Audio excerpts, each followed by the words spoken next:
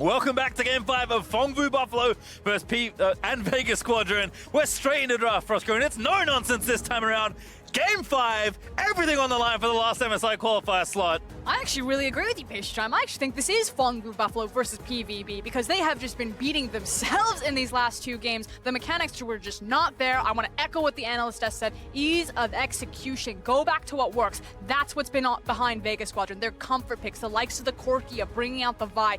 They know. They're sitting in their pocket. They have the confidence. All right, well, Karthus Tarek there for PVB, Kaiser Silas J4, no changes for Vega Squadron, but Aurelia, boss the threat there versus Seros. And I think this kind of answers some of the questions that the AD were asking earlier. You know, why did we move away from the Jace? Well, maybe he felt scared about the Aurelia matchup, the fact that it goes down and then instantaneously Zeros is like, I hear you Spawn, I hear you Marksy, I'm locking in the Jace and I'm ready to take this one home. But this should be no surprise if you've followed the series. Tom Kench straight away for the Vega bot lane. And now we're going to decide, will this Game 5 haunt them? Will you pull up the Reddit comments and it'll be like, why did you ban Aurelia when you could have banned Tom Kench? Why do you allow Vegas Squadron to skate through the 2v2 lane phase every single time with such a defensive pick? They think that they can break it, so PVB, they know it was coming, they threw down the gauntlet, they gave it away. Well, Meliodas going to lock in Gragas. Did not like receiving bans in Phase 2 of the last draft. It's also a really big comfort pick for Meliodas. If he doesn't get Jarvan, I think that his second best champion is the likes of the Gragas. Very heavy playmaking, much with the ability to look for early level 2, level 3 ganks. So that's what I'm expecting from Meliodas. The pathing, it's not working for him. I think he's going to go hard camp. So like this, again, just giving power to Galio once again. He's had a very good series, despite the two losses that PVB have suffered. Of course, remember, if Vega win, they will have reverse swept their way into MSI groups. And I know that there's often a conversation about who really has momentum in this point in the game, and I think it was the legendary Scar himself. Ooh, I love it. Who said that the team that's coming off of the 2-game win for the reverse sweep has the momentum, and I agree. I think that everything is probably behind Vega Squadron right now. They're in the minds of their opponents. They say, we've got you figured out. We're going to run the exact same thing back at you because we didn't even break a sweat. Yep. Vi again here for Ananasik in the deciding game in the series. Very important for both these teams to just, take a moment, take a breath. I do expect a lot of comfort for all these players because when everything's on the line, you just need to play what you know best in a lot of situations. But cannot forsake the draft as LeBlanc banned by Vega away from Null. Just trying to keep the volatile champions away, I suppose. Can also then open up the likes of either Syndra or Corki there. As I say that, it seems like PVB have the exact same read if you see the LeBlanc go down and take away No Man's Syndra. I maybe think that they'll actually will follow with that Corki ban as well that you mentioned, No Man's. It's the story for me, for Vega, getting to this point and even getting to play a Game 5 where it felt like they were written off in the series after PVB were 2-0 up, is Gadget and Santas playing this defensive bot lane, Ananasik out-jungling Meliodas in the first 10 minutes, and then No Man's being the recipient of all the early game. And also No Man's having pushing priority on the champion that he selected, so things like an Orianna, like an Azir, like a Corki, to allow a Nanasik to take advantage over the fact that he could cut across his mid lane and not worry about the enemy mid laner disrupting his pathing there. So it's not the Syndra, but I expect a very similar pick out here for No Man's to empower a Nanasik to very quickly get around the map. As Jake said, open up those highways, and that could do it. Certainly could. Boss will lose. That could also his do it. champion, but that's Cho'Gath. So is it going to be a mid lane Cho'Gath or a top lane Cho'Gath? Now, if you take that Cho into the Jace, you're probably not going to have a very good time. Into the mid lane, though, could be very interesting because I feel like Cho is still offering a lot of push power and wave clear. He has good CC and follow-up. I like the fact that also gives him a very meaty front line and really excellent monster objective secure. If this game comes down to a Baron, they now have a feast on their side. Well, there's also a Sivir ban as well there for Vegas, so Big Coro pushed down to Ezreal. And Null, we've seen this time and time again. Meliodas opens up the top of the map. As Spawn put it, Null is opened up on the River Highway on Zoe. And then PVB take over the game from there. So as far as, blueprints and what we've seen from Fongvu Buffalo this tournament, I would say that this draft on the left is about as good as you could ask. And it's so much long-range poke.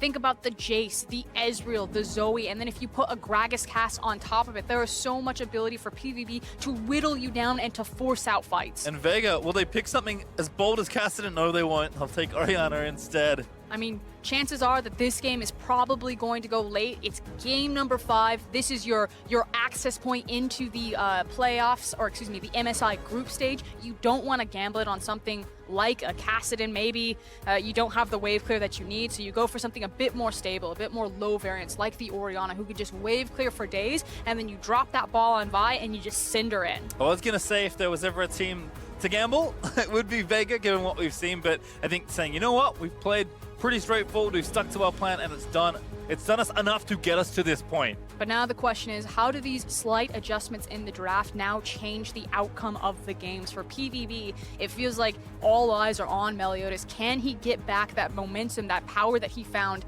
in his previous play-in stages, or is he going to continue to get shut out by Ananasik? All series long has been about the jungle in the first 5 to 10 minutes of the game. We are 4 for 4 coming into this game on 3 buffs, and the jungler that has been 3 buffed has lost. At the same time, though, can Ananasik continue to run over Meliodas and work in tandem with his bot lane? Will this Ashe and Tahm Kench continue to hold? And it is an Ezreal and a Galio, so going back to Palette's kind of tried and true champion, maybe looking for that all-in level 3. I mean, you know, at this point, it feels like Ananasik kind of has the download complete. You know, Meliodas seemed like he was on top of everything, just had his opponent figured out. Now the shoe is on the other foot, and in Game 5, where absolutely everything is on the line, tough spot to be. But my goodness, you can hear the home crowd there. Reminder, Fongwu Buffalo are playing to continue their way through MSI with the home crowd behind them. Vega looking to play spoiler to the hometown heroes.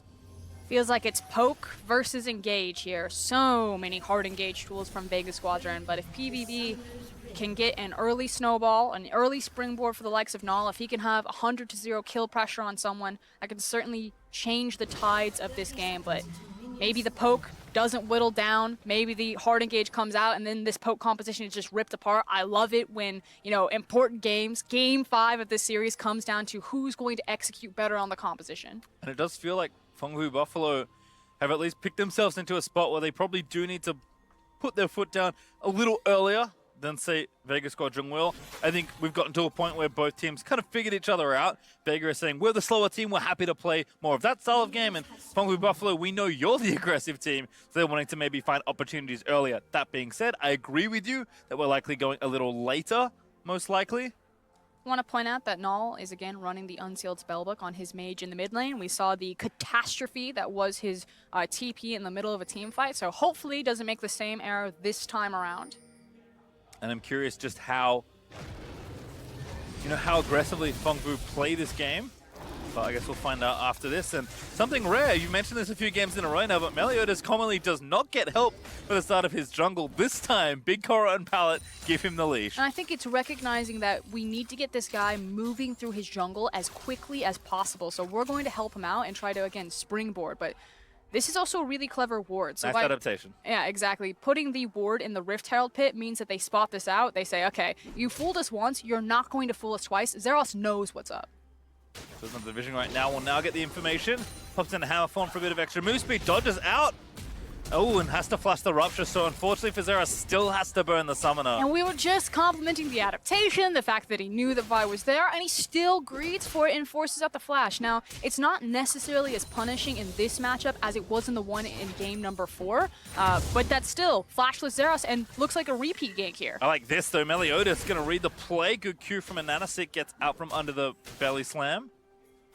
And looks like he'll just go back to his blue buff. Ananasik will have to settle with either a red side camp, or if he wants to run all the way to his buff, he can do that now as well. And the nice thing is that Zeros is trying to let the wave get stacked up into him, so he's not putting himself into danger because he doesn't have flash, as well as standing on the outskirt there to punish boss if he steps up. Let's see how the matchup develops, but in bottom lane, Big Coral and Palette, knowing where the jungle attention has been recently, trying to play up and aggressive in this lane, getting the lane pushed in. This was pretty common throughout the series, even in the the more defensive games that Gadget and Santos were playing. Didn't really get much initiative. I like this. Meliodas, though, again, this is a classic for this team, camping for the top laner. There's the flash committed. Boss going to use his flash as well. Will they go for the dive? They sidestep the rupture. Zeros wants the first blood, but he's not going to get it. They're not able to find it. Meliodas does fall down pretty low right now. I was curious what Anonasik was going to do with the information. He was starting to skirt up towards the Cho'Gath, but says, no, I'm just going to take these Krugs. This could be dangerous here. Level 2 still for the vibe. It now ticks over, and that Q's just going to poke. Okay, good. I was going to say, he needs to be respectful because Boss is still sitting on the TP, and if he decides to overcommit for that, especially using something like his belly bop to gap close, maybe trade some damage, that's very easy for Cho'Gath to just turn and trap him. Meliodas, though, does not overstep his boundaries, and instead going to go back around to his We're ganking side of the top map. again. And I feel like one lane has gotten attention in any given game, and this game we've seen a lot of bot lane direction for both these teams, but certainly it is all about the top lane matchup. And it was now just cleared out that top side jungle. I was actually wondering if Anonasik would then just run back up top lane. One of the nice things about when you have a Cho'Gath into the top side is that your ability to gank and to dive is actually really strong, not just because of the tanky stats, but because of the area that you can cover between the rupture and the silence. But Out there finds the taunt onto Gadget, who's going to have to flash pretty soon here. Devour, though, actually maybe going to make me a liar, but Santa's not going to be the target. Tahm Kench on the table for first blood, but not enough damage. And the Tahm Kench pick pays off right there. They tried, they threw everything in the kitchen sink to try to crack that lane, but you just can't bench the Kench.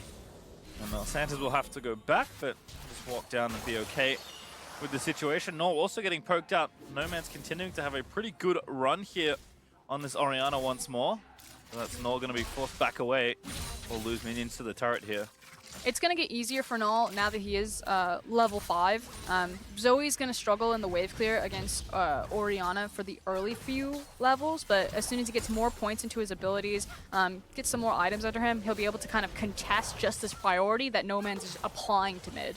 Also, Null does have Spellbook, so that TP able to get him back to the lane and loses, I think, only 1 minion. So we'll write that there as No Man's is going to walk back, but doesn't look like he'll lose too much either.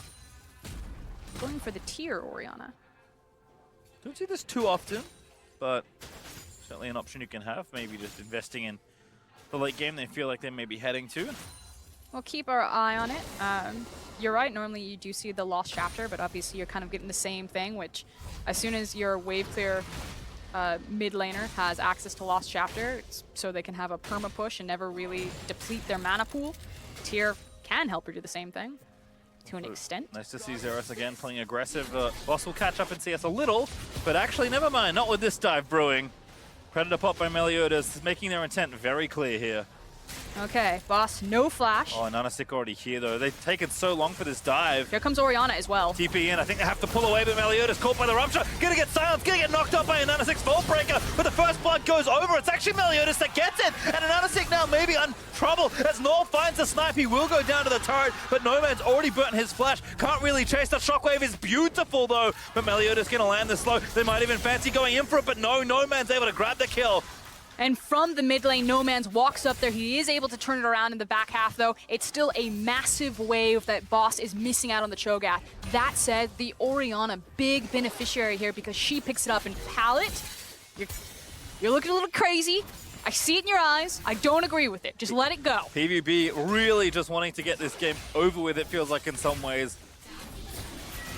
We talked about Vega's patience and the more cool, calm, collected nature pushing them to this point. That's not how PVB got here in a lot of ways. They want to play aggressive. I mean, if Vegas Squadron are going to play their style, I guess I just got to embrace the PvP style. And here's the cool thing. So we were talking a lot about the mechanic and kind of the mechanical breakdown of the Buffalo's players. The mechanics were back on point when they attempted to execute this dive. Unfortunately, the rotations were not, but hold that. Yep, Santa's already in trouble. That's going to be Big Koro cleaning up the kill. They do complete the dive with Ashe absent. See, I agree with this one because Ashe was absent. So good job, Pallet and Big Koro. And it just feels like there aren't many breaks on this train. For Fengfu Buffalo up actually almost 2,000 gold just from those kills on those plates and the CS. It's a GLP, Orianna. Oh. Yeah, she's going for the, what's the little Hextech revolver called? Hextech revolver? the revolver's the component that builds into the GOP. Yeah. I like it. I mean, we'll see. Hold there from a Nanasik into the Rupture. That's beautifully played. Delicious. Yeah, Zeros even with the flush there, not really able to get out of that one. And you can see how this combo is going to work out. It's basically the bounce house. You wait for the Vi ultimate to connect, and then you just rupture them up into the air. Zeros is like, oh, this is fun League of Legends. Important though, very much needed there for Boss, who's 40 CS down as the wave comes in. And now PVB like, all right, you know what? You got to kill.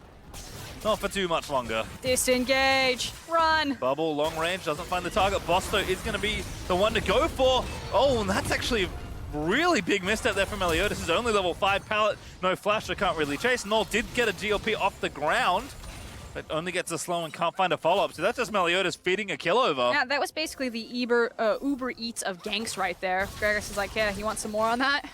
Sweet. And Boss feeling actually really good into this matchup now. Yeah, the CS discrepancy is still there, but the nice thing about Cho'Gath is he's still kind of like a traditional low econ tank. Because of his natural base stats, he's still going to do exactly what you need him to do, which is layer that Rupture, followed up with the Silence, and just be that super obnoxious meat shield. Yep, gold's only 300 between the two, so with Boss picking up armor, has to feel pretty comfy. Don't know how long this lane swap's going to last for. I think they're just covering the lanes because Nor already roamed up towards the top lane.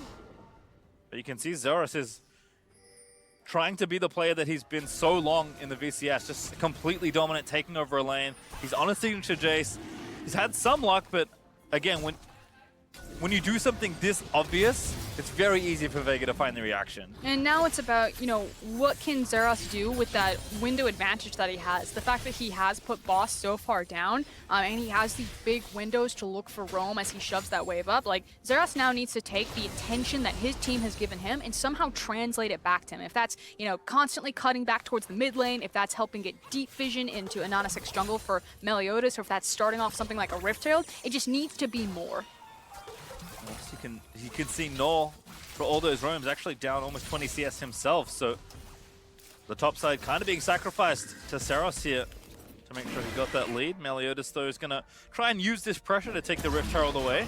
And this is the first start of it, but on the other side, it is a Mountain Dragon. You are, again, still dealing with the likes of a Cho'Gath, a Blade of the Rune King 80 carry, and then a very early Mountain. That means that if the Baron isn't warded, if they're not accounting for it, it's so easy for Vegas Conjured to abuse later on in the game. No Man's also does a nice job spotting out Meliodas, and he's only level 6, and Oriana's level 10. So No Man's, if Null isn't here, can actually contest this pretty comfortably. So we'll move in, reset it, and that's Ananasik just getting the Drake and maybe an extra buff here as well. And this kind of goes back to the previous point that I was making of like Zeros needs to translate his power elsewhere onto the map. And the Rift Herald was one of those areas, but he didn't rotate down, and instead it was the mid laners that bullied around. But now bot lane, there's the arrow. What an ulti. Big Korra gonna get snapped to pieces. Ananasik chasing in with a Chilling Spite. Now Palak gonna get ultied, and the bot lane for Vega once again has their jungler visit, and it's 2 kills over. Just nailed him. Gadget making that Ashe pick really count for him. Known for his mages, but hitting the arrows when it matters.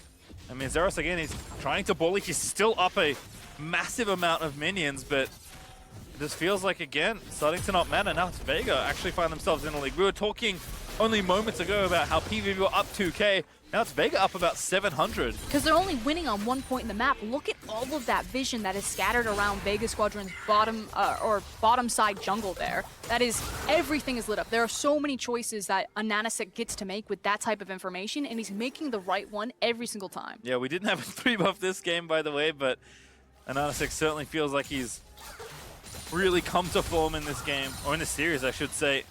Nor going to try and line up the Drowsy. Does grab it, but here comes the Vi, cleanse out from the Oriana, and Zeros, you know, now finally making his way down here, but nothing really to gain, just the summoner spell. Also just a really good read from Vegas Squadron to recognize that Zeros was on the hunt. Now, they will take away the red buff, I think, but that's chump change to them for the fact that Oriana's still alive.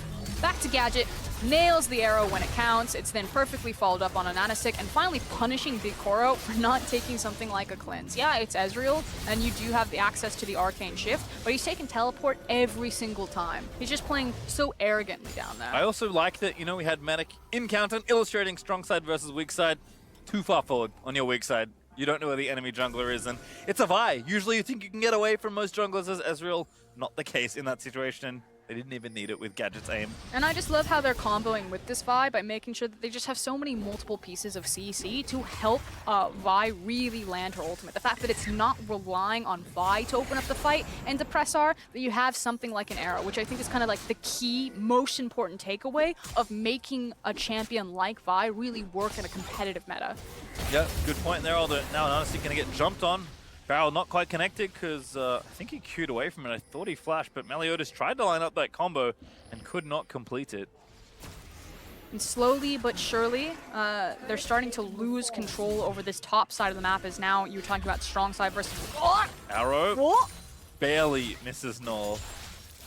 Okay, you might as well throw it. Are we checking now on top lane? are we waiting for the arrow because it already flew by? Yeah, I think it's floated on, but... I was saying that the strong side has now swapped over. The fact that Gadget and Santas made an early rotation. Gadget's still down there, does have TP. He's now pulled it now. Yeah, could be a big fight over the Rift Herald here. Zeros going to get jumped on, forced to flash over, and Nanasik forwards with the ulti. Boss over the top, feasts on Zeros.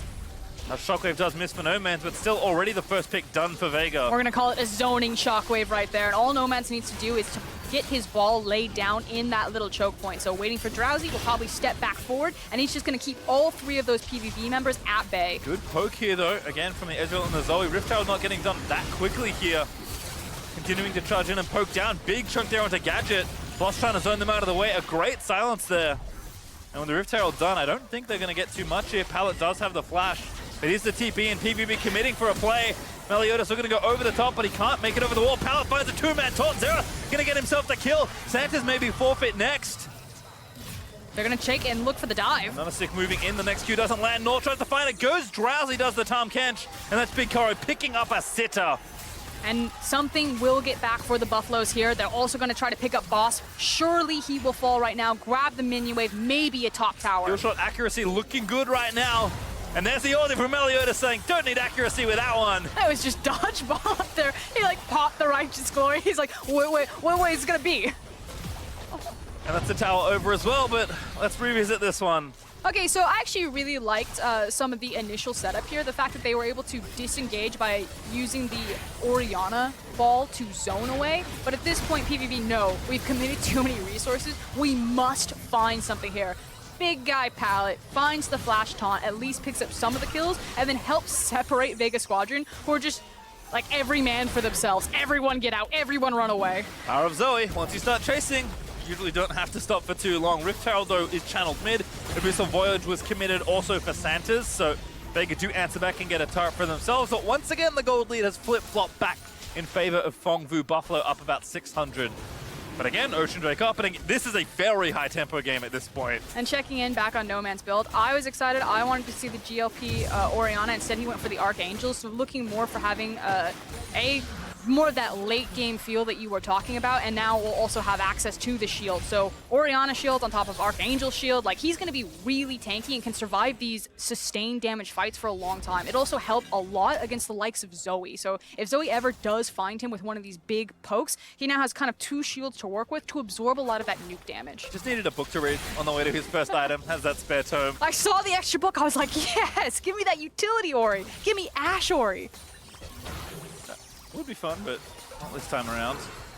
That's Null now playing in a long lane there in mid. Big Koro also here in the bot side has the Manamune charging up and the Iceborne done. Nice and cheap, of course, are the Ezreal items, so not too surprising. I imagine the goal between the two is somewhat equal.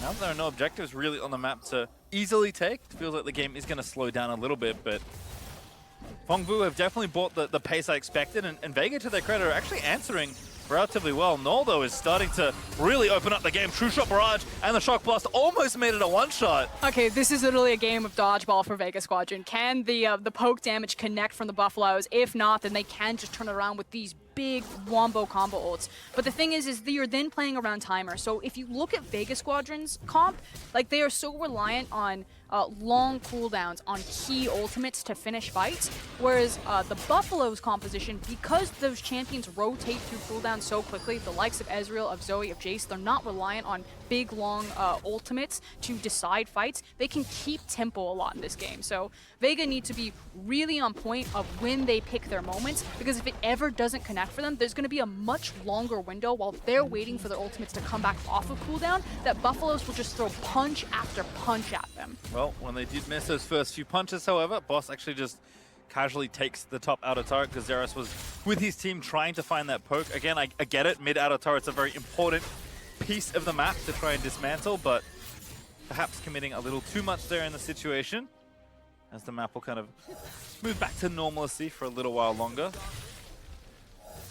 I think we're going to be in a farm state until, like you're saying, another big objective comes up. The most important objective on the map for Buffaloes here is going to be that mid tower. It's going to be really hard to break as long as Orianna has access to mana and is alive in the lane. And they don't have the same CC, so I'm actually looking at Meliodas. If they want to break mid lane tower, they really need this Gragas to threaten with the cask and possibly break or sweep her off the structure. But if Meliodas isn't paying attention to that lane, then Vega Squadron can stall out this game for a very long time by just having their mid lane tower stay alive. Null also got the blue buff, so makes Operation Poke in the mid tower that much easier. Also see that Santa's moving around quite a lot. Another good component to have. You're just trying to save someone from a Zoe bubble. TP down also from Big Coro to the bot lane, just returning to try and keep the pace up as far as farm goes. I'm actually really surprised that Big Coro and Palette returned towards the bot lane to just kind of trade farm here. I feel like we're tunneled in a little bit too much for the Buffaloes on finding these kills as opposed to prioritizing the objective. But here we go. Yeah, no man's chunked again. But Ananasic already here to answer. Actually found Meliodas TP in from Vega. Arrow's going to land in as well, but Meliodas with a great stopwatch as Pallet swoops in with a hero's entrance. There's the ulti out of the way, but now Pallet's going to try and get out of there. No intent to re-engage down. Look for the assassination. PVB able to grab the carries. Orianna though still alive, but Big Coro over the wall takes down the jungler. And Fongbu Buffalo just brute forcing their way through Vega. And the thing is that Vega Squadron didn't find the engage. They didn't make it work with all of those big cooldowns. And once they were expended, you can see how the Buffalo's competition just immediately rolls over you. And it was the worst time to fall down right there. There are so many objectives that Buffaloes can take on the map. Is it going to be the mid tower? Looks like it's going to be the Baron. They're going to make a go of it at least. 7 seconds till the Vi is back up. Oh, the indecision. I think they've realized that maybe it's a bit early for this Baron. But this is actually really indicative. If you want to talk about like nerves or the hype getting to them, the fact that they misread a call like that, where are we going? Are we taking the mid tower? Are we taking the Baron? And then in the end, they don't get either. Oh, it's painful to watch for a VCS fan, but Vega lucky to get out with what they did here. The team fight, though, really nice from Fongfu Buffalo, despite the good engage. Yeah, exactly. It's the fact that they think that they find a pick, they follow up the Vi ultimate with an attempted Ash Arrow, but it doesn't connect because of a nicely timed stopwatch. Now that you have all of these big cooldowns down, the flank, the pincher, the dodgeball, it all happens. And Zeros, despite falling there, he knew his job there. Just go in, try and smash the carries. And the most dominant player in the VCS is starting to come alive, and the crowd is coming along with him. So at least finding something right now, looking to step up towards this dragon. They're going. The cooldown is down. Oh, not going to get it, but Nanasic into the bounce house. That's going to be Meliodas dead, though, but PVB just unrelenting in their pressure. And Nanasic will die. Zeros now still off to the side, but he's going to try and take down Nomads with him. The shot down from the Kench, but Null able to grab the Orianna instead as Boss going to get kited out by Big Core, and he should fall as well. Rupture is good. The last Q won't quite connect, but just Stroker, there's nowhere to go. Last few autos make it happen, and that's an ace. Just barely for Fongfu. Gadget just now barely alive, does have access to the teleport, but this is just looking devastating. The only silver lining here for Vega Squadron is they did get the mountain, so 2 mountains and an ocean to their name as we take another look at that 1v1. And why is Gadget just walking down there when his team is on the dragon? Hard to say, but again, Fongfu Buffalo knew that no matter what, they were going in for this play. And despite the fact that Ananasic dies trying to, Meliodas dies trying to steal it, the rest of the fight goes their way. And visually, it's going to be very clear to see who wins these team fights just because of the nature of these compositions. If you see blue dots everywhere and they're just all over the screen, Fongfu Buffaloes have already won it. The amount or the ability of this type of composition to, again, just kind of rip everyone apart from the inside out. They layer and they whittle down with the poke, and then they jump in and just start snowballing around the fights. Versus Vega Squadron want very much a traditional front-to-back fight. You want your line of scrimmage set. You got red on one side, blue on the other. Well, Zeros is kind of, you know, in feast or famine mode in some ways. He's making some great plays, some very aggressive ones, but it is costing him in the death column. Null, however, is the player that is stepping up on this Zoe. When his top side that's traditionally been very strong for the side has not been stepping up, he is landing with frightening accuracy these skill shots onto Vega. And there's just too much to dodge, you know.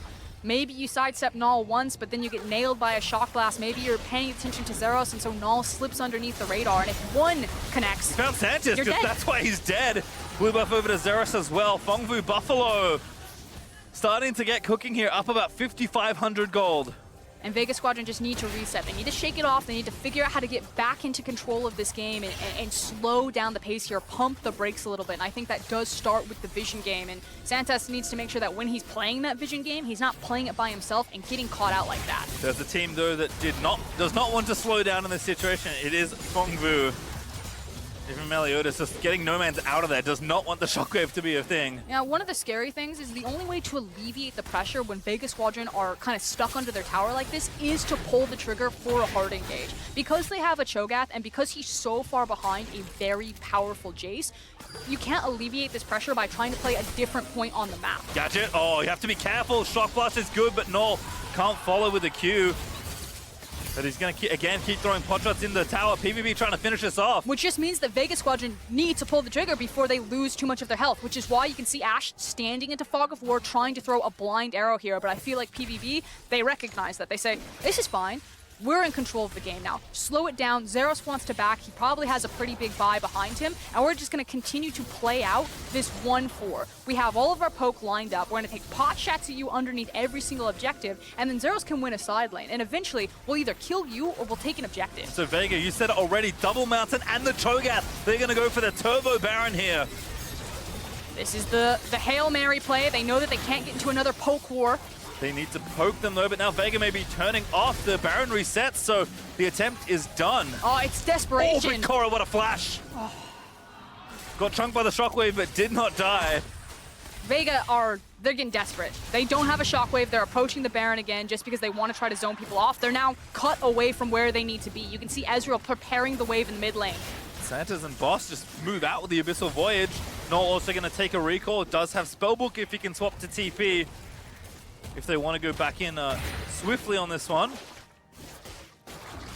And everyone, take a breath. That got really scary for a minute there for Vega Squadron fans. They know we can't get pushed out under our tower. We can't have extended poke wards with them. We either need to force an objective, get to an area, maybe set a trap, but this will be another situation that if Vega are back to their tower, they're going to just start throwing arrows, throwing shockwaves. PVB building in strength. Zeros almost up to a Black Cleaver as his third item. And Null's actually done. Already finished his Zhonya's, his Banshees, and his Ludens with a 10-stack Dark Seal. I actually think it's really important that Boss has also completed his Warmogs. So has the utility of the Righteous Glory because, again, the only way that Vega Squadron execute against this composition is through the hard engage. But because you are dealing with so much poke and we have teams that are sitting on the map for a really long time, that Warmogs can give him so much value if he's able to over-sustain or out-sustain multiple iterations or multiple fights. Let's block with your face. Ooh, Second Ocean actually very valuable here for Vega versus the poke comp. So they should be able to get it here. PVB not moving in just yet. Shockwave finds two. But no follow-up. Boston, maybe another target. He's not that tanky. Pallet looking for the taunt, will find it. Fight's gonna break out. That's dead. Meliodas able to find the snipe. But as Ananasik in onto Zeros, he's forced to flash away. Null again trying to find it, but Gadget forced away as Ananasik does get the kill onto Zeros. However, Pallet, we're gonna make the plays once again. He's got the flash, but he does not commit it. Null looking for the angles. Oh, we almost found Gadget with the bubble. And it was another situation where every man for themselves. As soon as all of the ultimates went down, Vega Squadron like, we have to get out of here. Now, this should mean that the tower possibly falls. No Man's wants to wave clear, but it's just too dangerous. If he dies, it means so much more loss. Can't face check Null. He's just so strong at this point. I mean, Zeros, he's making the aggressive plays. He's sacrificing himself for the better of his team at this point. They do take the turret. Now, teleport is up and available for Boss. He can try to look for a TP. You see pinging on deep wards behind them. Yeah, there he goes. Try it. Vega. Gadget's coming with him too. This is a two-man teleport. They can see it though. Boss in. There's Gadget though. Meliodas gonna find it up, but Big Cora gonna try and cut it out of there.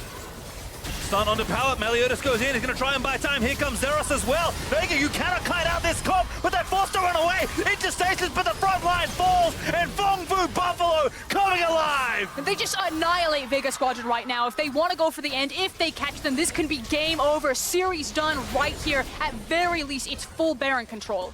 PVB will take probably the most aggressive option presented to them, and right now that is going to be the Baron. Big Koro has already started it. There's even a control ward in the back, so this is not a secret to Vega, but they can't face check here. And I don't blame Vega Squadron for looking for that type of play. What I do blame is also putting the Ashe there. There was no reason to have your ADC land on top with your tank and then just instantly die. And again, PVB make the aggressive play that gives them over the teamfight win. It gives them the Baron. And I want people to pay attention also to where Meliodas is. He's on the back end and he's also sweeping out, so he knows he's not seen. So Gadget thinks he's safe, making this type of teleport play, and then bam, just smack down and completely disengage. That means all of the damage in the follow-up is lost, and now the team is split. The Shockwave doesn't connect with anyone, the Ashe Arrow wasn't followed up on, there was just nothing from Vega. Yep, they lose their jungler and their tank in the top lane. And that's Baron over to Fongfu. About 8,000 gold ahead or so. They can see the win. Null started some heavier reading. He's got Majai's looking to stack it up even further. And what a turnaround from the Buffaloes, especially on Na. You pointed it out, Pastry. This guy has just had a very up and down last two best of fives. Kind of mechanical mistake after mechanical mistake, and now picks up a very intensive champion like Zoe. 5-1-9 right now, is putting in the work. And not just him, but you know, it started with Zeros in the top lane. Big Koro also flexing on the likes of this Ezreal. Like, I don't know where they found their Wheaties, who gave them the locker room talk. It was the crowd that was just like, you know, getting behind them, that 6-man, but the Buffaloes have come back to play and are looking like we expected. Still smashing down turrets despite the Drake deficit. They just have so much power to play with still. Gold lead's starting to get bigger. It's very close to 10k up now. Trying to do what they can with about 2 minutes left of Baron buff. Want to break some inhibitor turrets if they can. They've got the siege to do it. And this is the terrifying situation. You take 2 pieces of poke, and it's basically over, and it just puts you on a clock. How long can you dodge for? How much can you survive before you just have to look for the engage? And all over the wall again. Forces Santa's away. Also got Zeros in the mid lane, trying to get the minions shoved in. All eyes on this Ashe Arrow, all eyes on the Shockwave. Vega, when do you pick your moment? You probably want to save this tower if you can. You gotta go before you get poked out. Meliodas just with the ulti to try and zone them off and chunk Gadget a little bit. I think that was a fear ultimate. He threw it out way too early. I like that from Santas. Just picking up the Baron up cannon and saying, all right, that's out of there. At this point, I think Vega Squadron will probably let the single inhib go. Losing 2 is really the nail in the coffin, but again, you're waiting for that Shockwave cooldown, so I like this. Hey, we didn't connect with the Shockwave. We can't fight them. Let's try to hold on to our other key ultimates and then just slow down how much of our base we're losing. Koget falls asleep, but that's probably the one target you're okay with on the Vega side. So Inhibitor does eventually fall. PVB, will they stay out on the map? They've got an Ocean Drake that they might want to take away to prevent the triple in 20 seconds. For now, they'll at least go back and spend their money.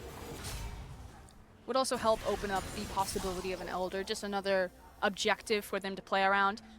Again, this comp really loves to play around when Vega Squadron want to hold like 1 point on the map, and then you've got all of these projectiles flying at you. Drake is up. Meliodas will get some vision with this Scryer's Bloom. Big Koro now with 4 items completed, actually on record pace to finish off his full build. He's going to go do the Drake with his jungler, and that should be forfeit. Not the most exciting Drake to pick up, but might as well grab it for yourself. And it's just a breather moment here, as haven't been many this game.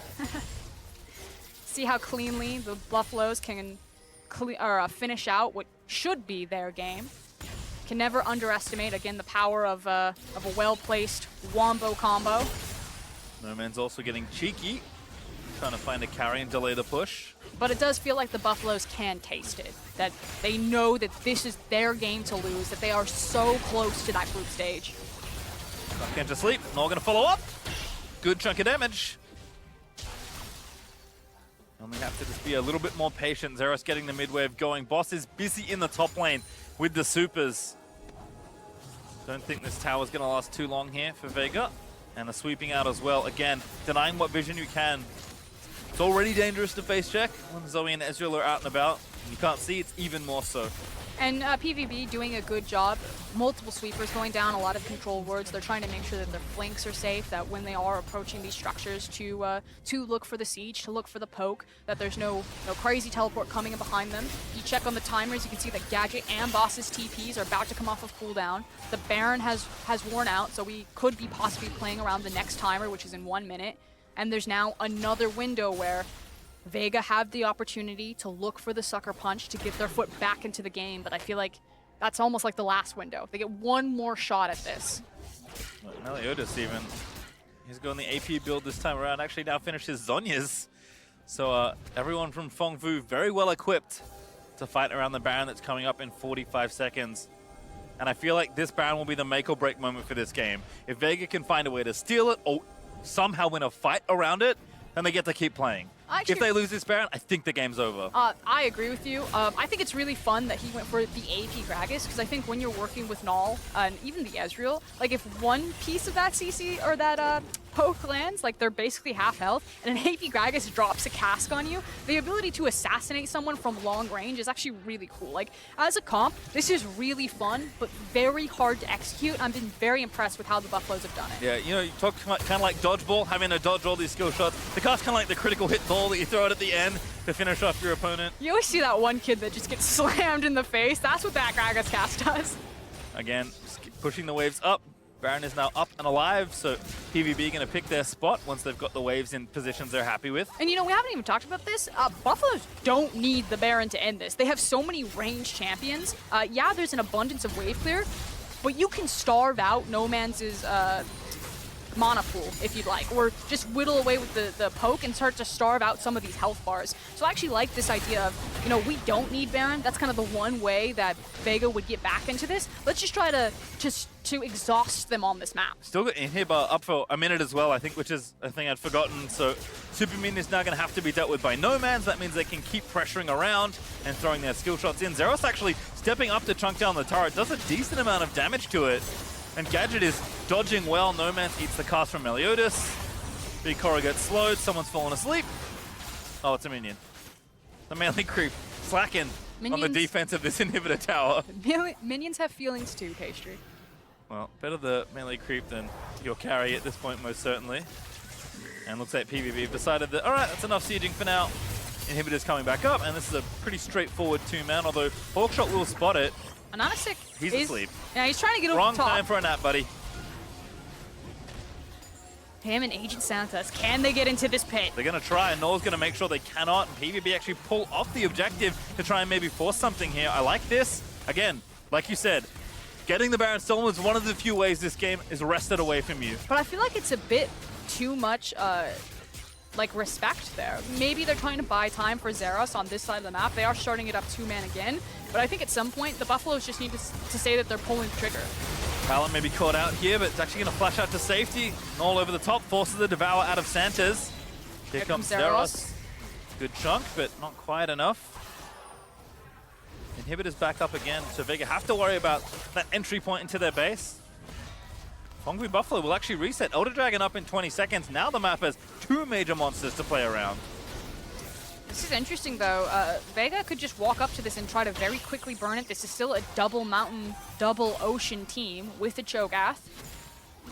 So playing around the Elder might just overcomplicate things for Buffalo because they can't just leave the Baron unattended. The ability for Vega to just burn down that objective, or the Elder if they choose so, is pretty massive. This feels like a game of juggle that Buffalo really shouldn't want to play. And as predicted, this game has gone much longer than our last part, almost 37 minutes in, and Vega are at least going to tap the Dragon. Prowler can see them, so he knows what's going on, but this dies very quickly. Yeah, look how it's burning. I mean, they've got so much damage already. They've got the secure. They will grab it. Now they're going to run and not get picked off, and Zeros actually is assaulting the base. Maybe PVB can stop some backs, but they're just running straight towards him. This is one of those scenarios. You're going to look back at these type of intense decisions. What was the clutch call? Was it the right call to give away an Elder? Because eventually, Buffaloes will have to go through this team to get to the base. The and minions! They're so strong. Really clutch bubble there by Nor, although Zeros has overstayed for this. It's not going to matter at this point. He's going to lose his GA. I mean, PVB are going to try and force here. They actually get the combo in onto the Cho'Gath. Boss is going to fall down. I think it's close to Stone Plate Pop, but it's not enough to keep his life. And now Orianna forced to insta-cleanse. They're going to try and force them out of the base here. Already one inhib gotten. They've broken the towers almost everywhere but the Nexus. Oh, no. Big Koro is on point. Buffet out of the shockwave twice now. PVB aren't stopping either. They say, we didn't have a Jace, you don't have a Cho'Gath. No one can really sustain this poke. Gadget certainly cannot. Crucial barrage in, that's going to force the Devour. PVB moving in forward, going to take this inhibitor. VEG running out of health to play with here. They just cannot tank this poke for too much longer. And they ran out of cooldowns to play with. As soon as that shockwave went down, Buffaloes were given the confidence to step back forward. It's now 2 inhibitors taken away. Like you said, it was a clutch bubble. It was an even worse shockwave, though. As soon as that shockwave was down, you knew that it was going to be the mid inhib. This is the last leg for Vega. They've got 1 inhib left to defend, 2 Nexus turrets, and the final structure all remaining on the table. Fengvu Buffalo fancy themselves something around the Baron. Nanasik over the wall, looking for big Koro, but that flash wasted. And even if he finds Big Koro, he has a GA. For the safety that Ezreal has, access to his flash, his E, the GA, I don't know if you can kill him without burning multiple ultimates. And then what do? There's so many damage threats on that team. That's an AP Gragas. And now Zeros with a QSS, almost finished full build, level 18, pushing the side lane with the stolen enemy blue buff. Elder Dragon's about to wear off. Didn't help much versus the poke anyway, unfortunately for Vega. And it looks like now we're going to play the map Baron game for Buffalo. They weren't confident enough to close out the Baron play on a single inhib. They now have 2 inhibs to play around. But you can't go, because I think Zeros will end the game if you commit too much to the left side of the map. And he knows it too. He's just sticking in this side lane. Very tough decision for Vega Squadron. A rock in a hard place. They get, one mom spaghetti to make this one work. One control ward's starting to be erased from Vega's jungle. They have lost almost all vision around this Baron. In fact, PvP say that's enough.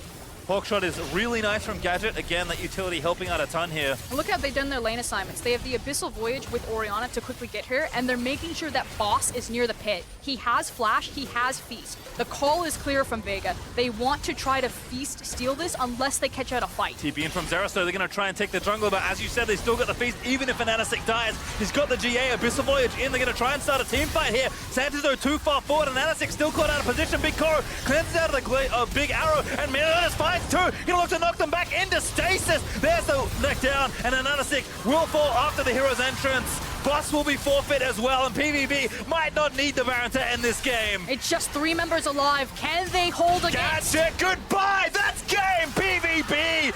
It looks like they have done it.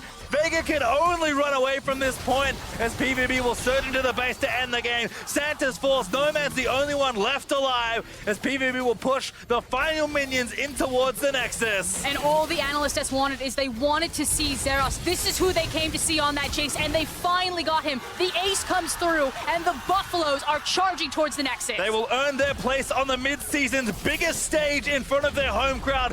Fengvu Buffalo fought so hard to get here, but they will take the final spot in MSI groups.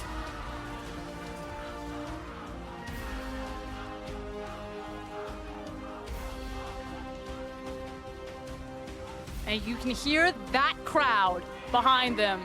A little dance of victory, the 6th man that somehow pulled the Buffaloes out of their tailspin in those game 3 and 4. 3 more games than that crowd would have wanted.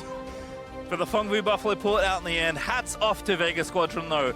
To right the ship when you're down 0-2, to change your plans, to fall back to something different, honestly, than what you had a lot of success with in the early stages of the tournament, and to make it look awfully close at the end of the day. And to rewrite their narrative. No one would remember this Vega Squadron as the inability to play standard. They can play standard. They hung out with the Buffaloes, but at the end of the day, it was the superior carries that ended the game. Tenacious is a word I think I can use to describe Fengvu Buffalo. I mean, showing a lot of grit here, most certainly. Yes, this is a team that overplayed